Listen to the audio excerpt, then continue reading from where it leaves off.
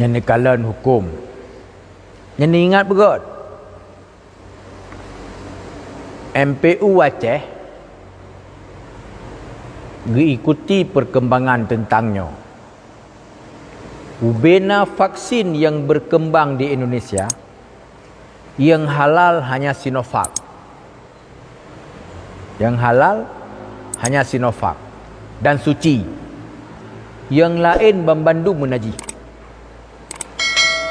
AstraZeneca menaji, Moderna menaji, Johnson & Johnson menaji, Sinopharm menaji, Pfizer menaji, membandu menaji. Bagi daerah tertentu, ya, jet pakai atas yang menaji karena darurah.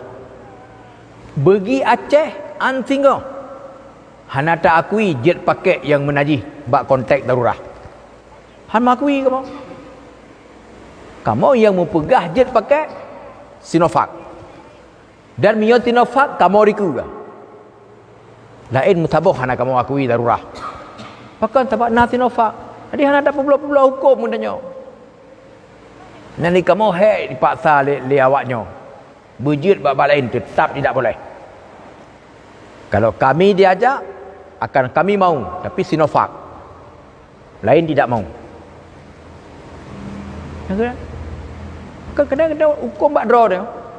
Kamu hana menerima bahawa darurah yang vaksin untuk kontak Aceh. Bak lain bisa saja darurah. Tapi untuk kontak Aceh hana terima darurah yang kan Sinovac. Sinovac kan darurah sebab halu. Anya orang yang mentang kamu pertuan hukumnya. Padahal di ruut-ruut tu dah awak baju hijau baju kuning yang kepruk-kepruk tu.